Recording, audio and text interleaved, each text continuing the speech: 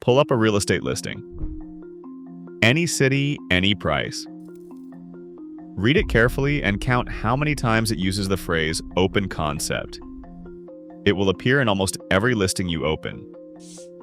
Open concept kitchen, open concept living, open concept main floor.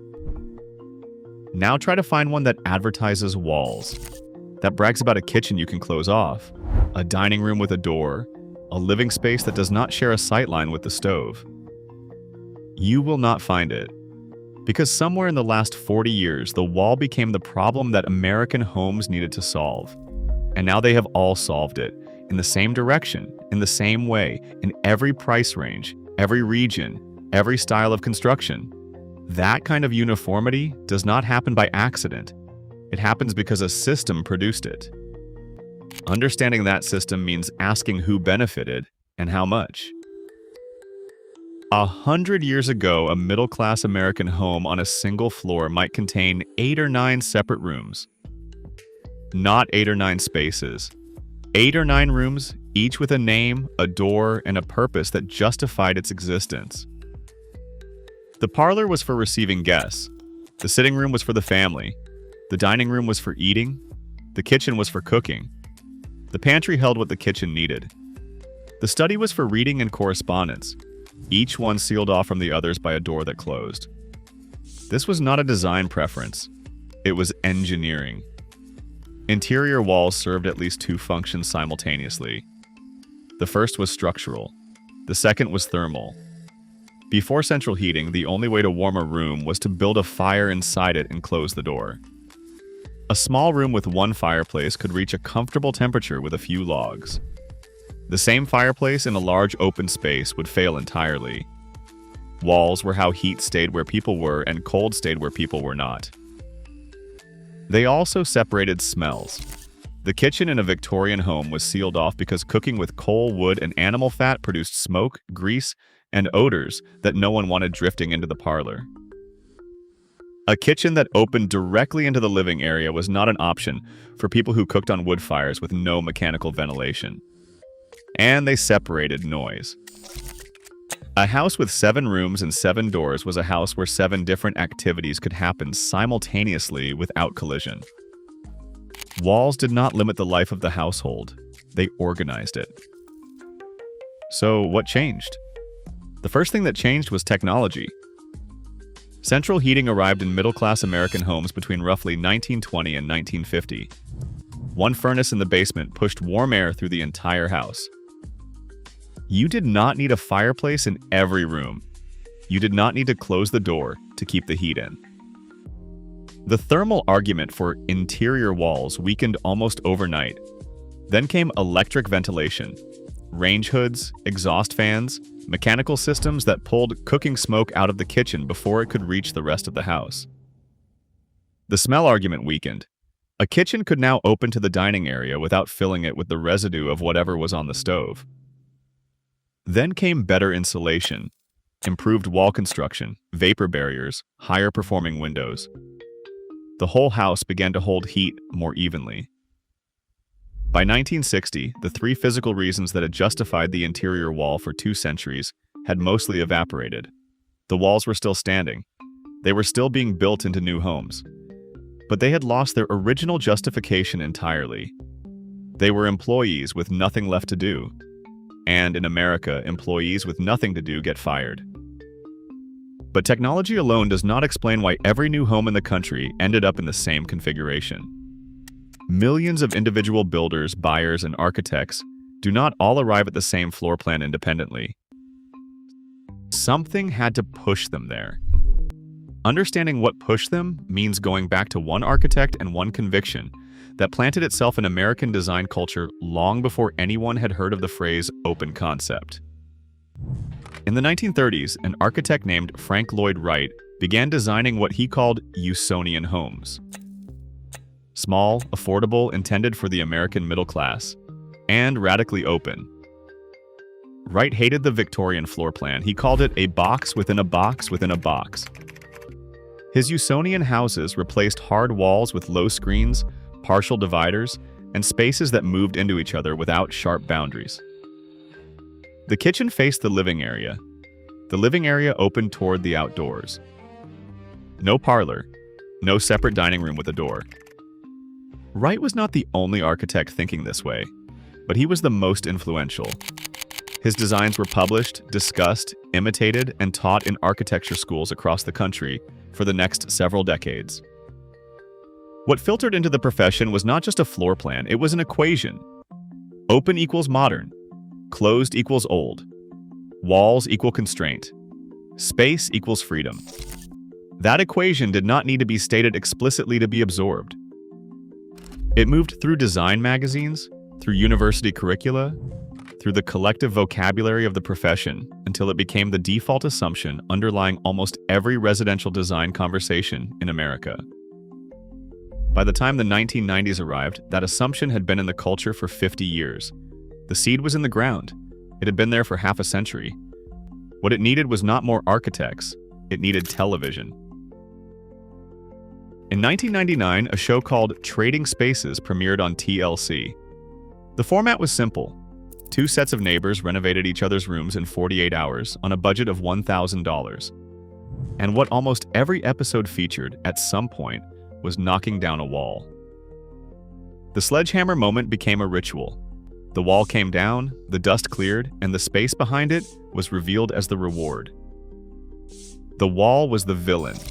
The open room was the hero. The message did not need to be stated.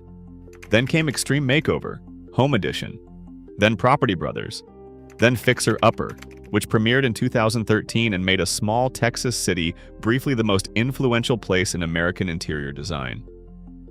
Then in 2008, HGTV launched Love It or List It, and within a few seasons the phrase open concept had entered the daily vocabulary of every home buyer in the country in a way no design trend had managed before. Contractors reported a significant spike in wall removal requests after each season aired. Real estate agents began listing open concept as a feature, then as a selling point, then as something closer to a requirement.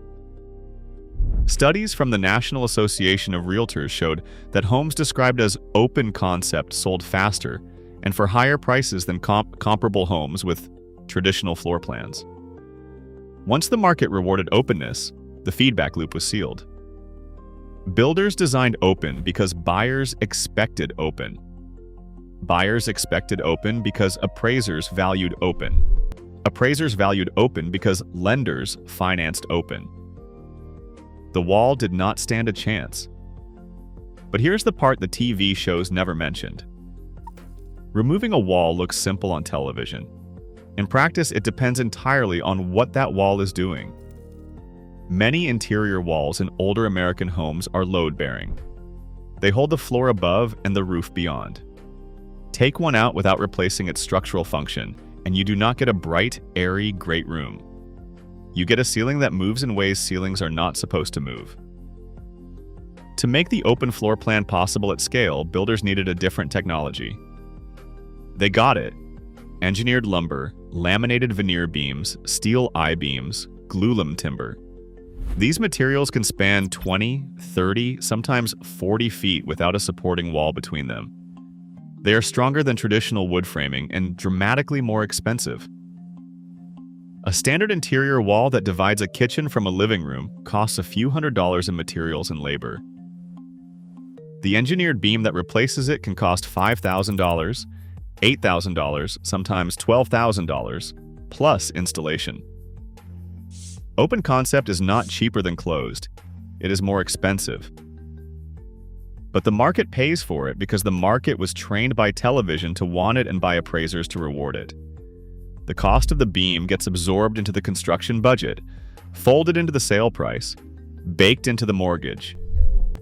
The buyer pays it out over 30 years at a rate too small to notice in any individual payment and never thinks about it again. The TV shows that created the demand never mentioned where the money went. Now add a quieter force. The economics of what gets sold to fill the space once the walls are gone. An open floor plan looks best when it is staged. A large sectional anchoring the center of the room. A kitchen island with bar stools on 3 sides. Pendant lights hanging at precise intervals to signal that this is the cooking and socializing zone. A large area rug defining the living space so it reads as distinct from the dining area 4 feet away. No clutter, no doors, nothing interrupting the sightlines. This aesthetic, the wide-angle photograph with nothing in the way, became the aspirational image of domestic life in the 2000s. Ikea built an empire on it. Restoration hardware built an entire brand identity around it. The home furnishing industry oriented itself around the open room, not because open rooms are more comfortable to live in, but because open rooms require more purchases to function. A closed dining room with 4 walls needed a table and 4 chairs. The walls told you where the zone began and ended.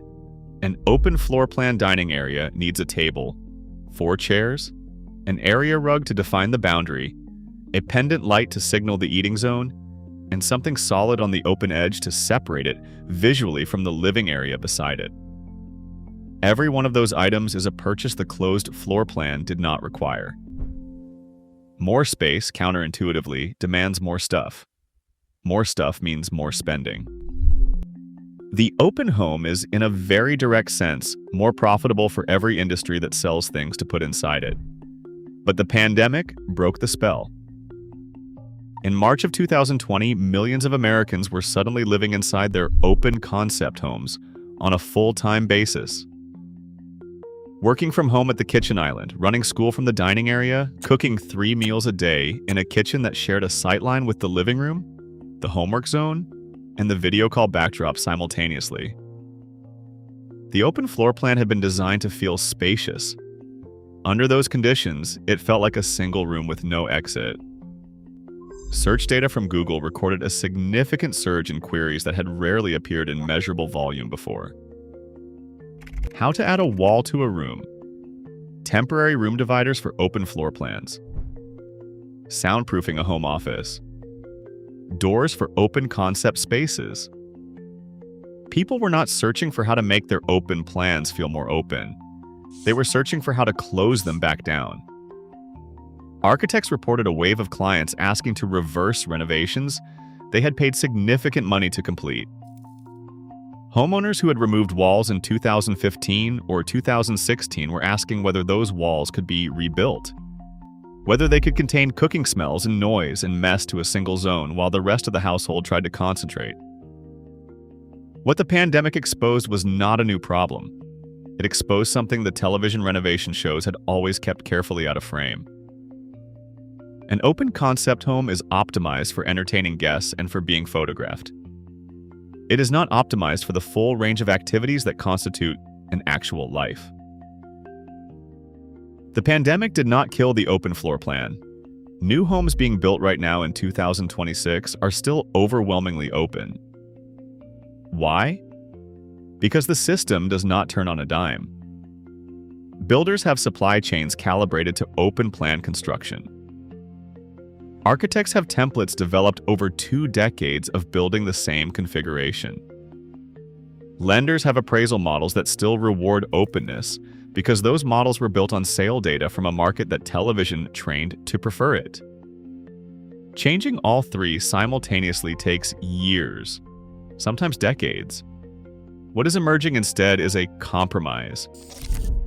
A growing number of architects now describe their work as broken plan design. Partly open, partly closed. A kitchen with a sliding panel that can close it off. A home office with actual walls and an actual door. A pantry that does not share a sightline with the couch. It is not a return to the Victorian floor plan, it is a negotiation between the cultural preference for openness and the biological reality that humans are not open concept animals. We evolved in enclosed spaces. We feel safer with boundaries than without them. The open plan asked us to override that instinct, and for a long time, when the instinct only showed up on weekends, we could manage it. So the next time you walk through a new house and find that the kitchen, the dining area, and the living room are one continuous space with no walls and no doors, ask yourself who that design actually serves. Not the family trying to work and cook and concentrate in the same room. It serves the listing photograph, the wide-angle lens, the 30-second walkthrough video. The American home did not lose its walls by accident. They were removed deliberately. And the people who removed them were not architects. They were cameras.